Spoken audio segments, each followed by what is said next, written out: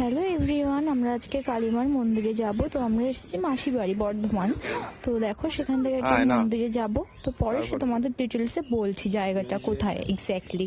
তো দেখো আমরা বাড়ির থেকে বেরিয়ে পড়েছি, দাদা আমি, আর ওদিকে ও ভিডিও করে দিচ্ছে।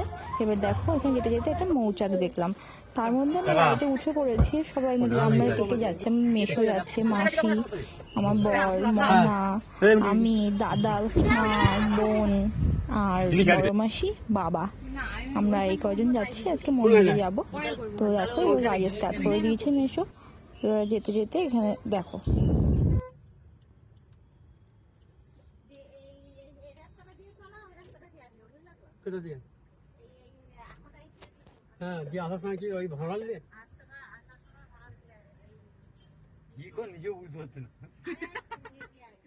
এদিকে দেখো আমার বরের দিকে আমাকে মুচি মুচি করে ডেকেই যাচ্ছে। আমি কি মূর্তি যে আমি সারা দেবো বলো?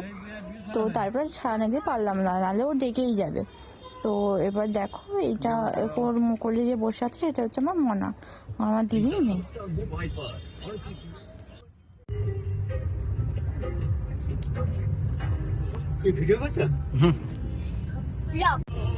সত্যি বলতে এই ধরনের রাস্তাগুলো আমার সত্যি খুব পছন্দ, কারণ দুধারে গাছ, মাঝখানে একটা পরিষ্কার রোড, আর তেমন গাড়ি ঘোড়া চলে না, সত্যি খুব দারুণ।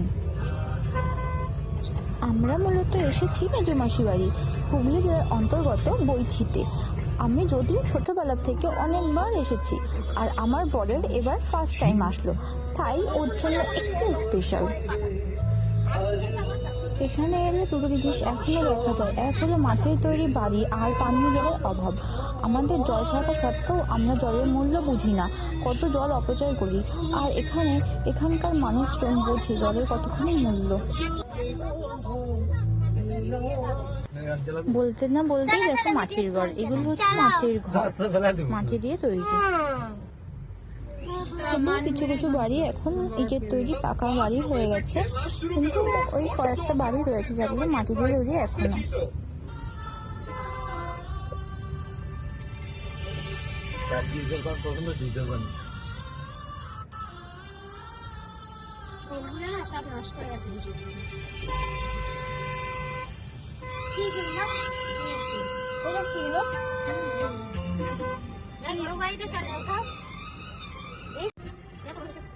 আমরা যে মন্দিরটায় যাচ্ছি সেটা হচ্ছে বারুল নামক একটা জায়গায়, মানে বৈচিত থেকে 8-10 কিলোমিটার দূরে, তো একটা গ্রামে।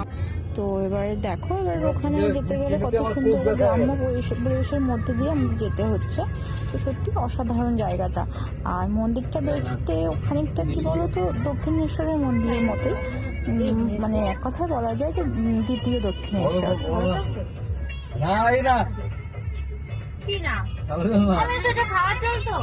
আমি ভরলাম তো ফিল্টার পাম্প থেকে ভরলাম।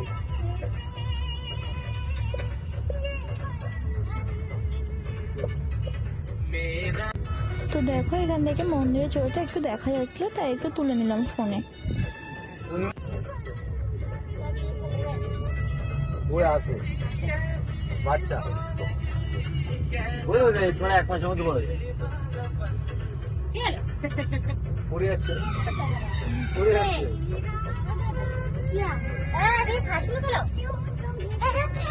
কোন দিয়ে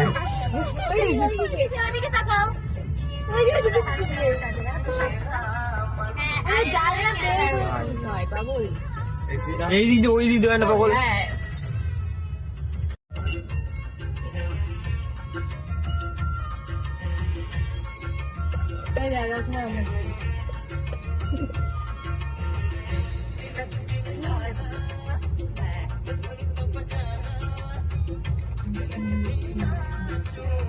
দক্ষিণ ভারতের এটা না, হ্যাঁ ওইটাই না কোথায় ছিল ও পৃথিবীর। তো দেখো আমরা চলে এসেছি মন্দিরের কাছাকাছি। তো সত্যি বলতে ফার্স্ট টাইম দেখে মনে হচ্ছে দ্বিতীয় দক্ষিণেশ্বরই বলা যায়। তো এবার তোমাদের কি মনে হয় তোমরা একটু বলতে। হ্যাঁ ভাই ওর সাথে বিজেপির যা ফ্যান ছিল, রেলিতে যা লোক রয়েছে ওরকম ওই ওখানে নামটা কি ভুলে গেলাম। তো ফাইনালি মন্দিরের সামনে আমরা চলে আসলাম। নাম তো এবার এখন গাড়ি থেকে নামবো, নেমে মিশুর গাড়িটা পার্কিং করে আসবে, কেননা মন্দিরের সামনে তো রাখা যায় না, আরো লোকজন আসবে। তো সেই জন্য এবার আমরা নামলাম, সবাই এখানে নেমে গেলাম। হ্যাঁ?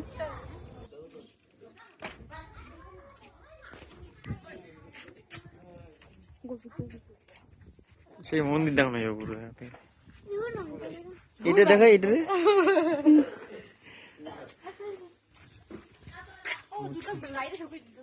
তো ফাইনালি আমরা মন্দিরের ভিতরে ঢুকলাম। তো দেখো মন্দিরের সামনেটাই ঢুকতেই কত সুন্দর ডেকোরেশন করেছে পদ্ম গাছ, জবা গাছ দিয়ে। তো এদিকে ও ঘুরিয়ে ঘুরিয়ে দেখালো পুরো মন্দিরটা।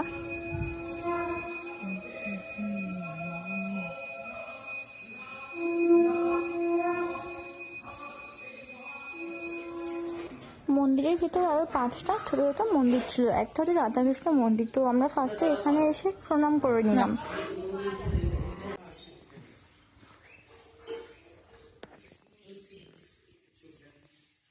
তো এই যে হলো আমাদের মা, এখন মাকে পরিষ্কার করা হচ্ছে। পুজো এখনো স্টার্ট হয়নি, পুজো আমাদের 12টার সময় স্টার্ট হবে। তো আমরা অনেকটা আগেই চলে গেছিলাম। তো এটা হচ্ছে বাবা কল্যাণেশ্বর।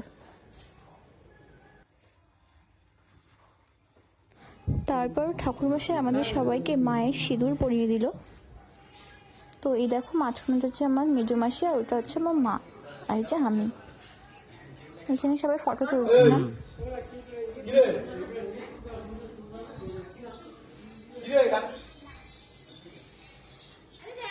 এই হচ্ছে আমার মায়েরা 3 বোন।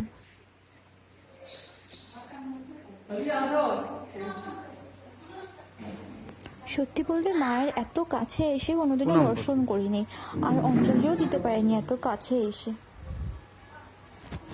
এখানে পুরোহিত বলো কিংবা মন্দিরে যারা কাজ করে তাদের সবার প্রত্যেকের ব্যবহার খুব ভালো, এমনকি গ্রামবাসীর ব্যবহারও খুব ভালো।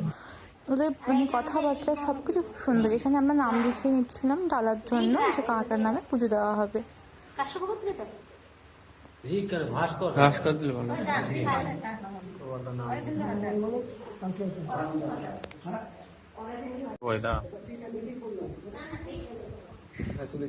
তো এই যে প্রথম পুজো চালু হয়ে গেছে। প্রথমে রাধাকৃষ্ণের পুজো হয় এখানে।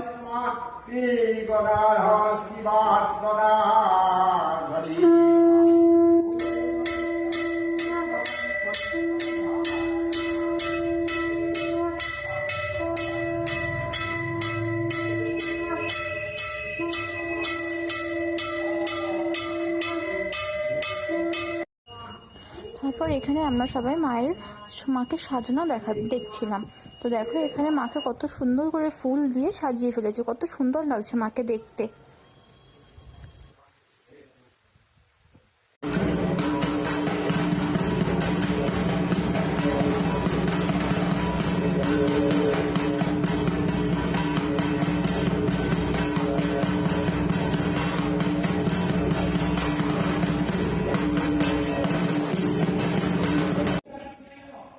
তো এখানে মায়ের পুজো শুরু হয়ে গেছে দেখো।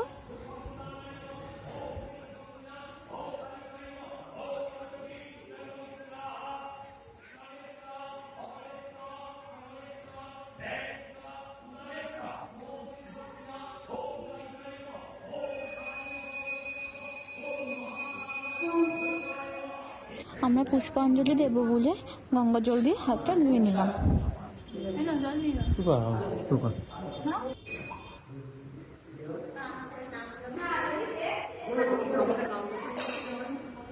তো ফাইনালি আমাদের পুজো দেওয়া কমপ্লিট হলো।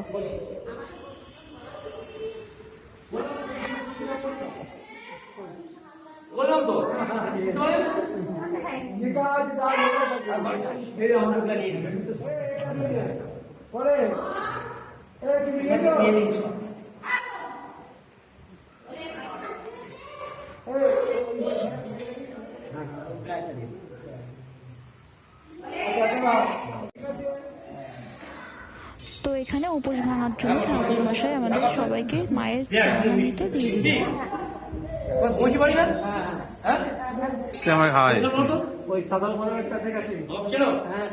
তুই আমার নিয়ে খাওয়াই দে। মুকুন্দ রায়, গোপাল রায় ওদের নিয়ে আসতাম।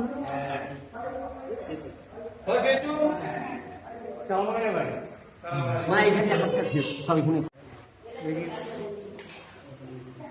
জলটা দে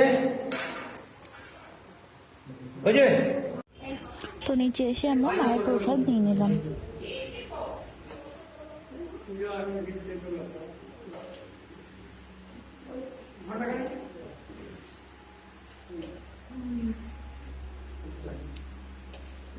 প্রণাম কর প্রণাম কর। তো এবার চলো মন্দির থেকে বেরিয়ে গাড়ির থেকে যাওয়া যাক।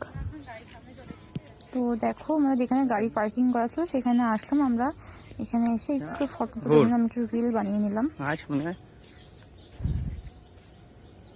আসো আমার বড়মশাইকেও একটা ভিডিও বানিয়ে দিলাম গাড়ির থেকে নামার।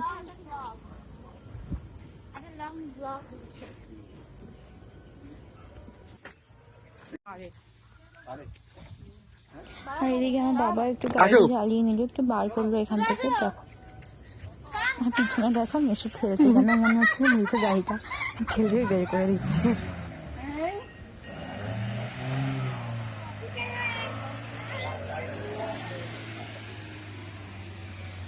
ব্যাস ব্যাস কাদা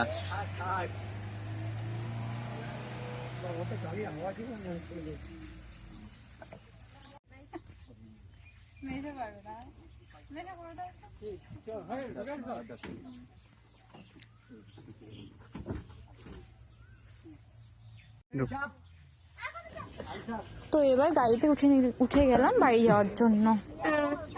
হাত ছড়া দিয়া টান আমাদের যে ম্যাক্স এই যে ছোট যে পায়ের উঠে বসে বললাম এমন যে নিচে কি করবে হল দিয়ে যাবে বলছো নাকি বলছো ঠিক আছে চলো তাহলে ভালো হবে খাওয়াটাও লাগবে।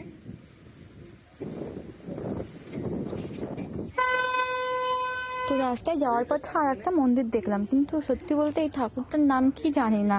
তো এখানে এসে মা একটু প্রণাম করে নিল। তো দেখো তোমরা কেউ বলতে পারবে এই ঠাকুরটার নাম কি? এখানে আমার বর একটু বাদরামি করে নিল, দেখো হনুমান। তো তারপর আমার খুব প্রিয় একটা জায়গা পদ্ম পুকুরে চলে আসলাম পদ্ম ফুল তোলার জন্য। ওই তো একটা আছে তো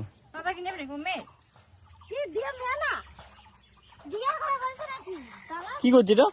এটা তুলছি গাছ লাগাবো তাই। দেখলি কত পয়সা দিয়ে পুরো উড়ে যাচ্ছে অনেক চেষ্টা করছি রে বাবা। আরে গাধা রে মাসি তুই নরম করে তুলে একটা আঙ্গুল ডাবা না আমার আঙ্গুলগুলো কাটা লাগে। ডাবা আঙ্গুল ডাবাও করবে না একটু দে আমাকে দিন ভিডিও। আঙুল ডাবল করবে না তো দেখ কর কি কর কি করছিস ও ভাই দেখো কি সুন্দর। আমি টিউব পাচ্ছি না, আমি বিশ্বাস করছি না টিউব ছাড়া হয় না। উনি তো বলে ফলের মধ্যে ফল দিতে হয়। কোনগুলো? না না টিউব লম্বা হয়। এই যে মাথাগুলো বেরাচ্ছে কি কেমন দিতে পুরো নব এক দেবে গেছিলাম না এই মাথাগুলো বেরাচ্ছে এগুলো তো কি ও ভাই ফল লাগালে নাকি হয়? ফল পাবো কোথায় ওই তো কত ফল। ওখানে নাম দেখি এখন চলে যাচ্ছি তো ছি আমার। ডান্স করো তুমি এই এনে কিছু নেই তো ডান্স কর ওই কেউ খেজুরগুলো দেখো। তো ফাইনালি আমরা বাড়িতে চলে এসেছি। তো চলো বাড়ির দিকে যাওয়া যাক। আরেকটা ব্যাগ নিতে তো পরের দিন সকালবেলা আমরা বাড়ির পথে রওনা দিলাম। দেখো সবাই মিলে এখন বাড়ি চলে যাচ্ছি।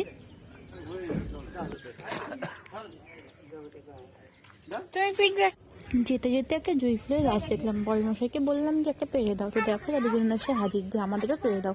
তো ওদের দেখো সুন্দর সুন্দরটা পেড়ে দিল, তারপরেও বলছে আরো লাগবে। তো দেখো আমি কেমন ভাবে বলবো যে যা যা যা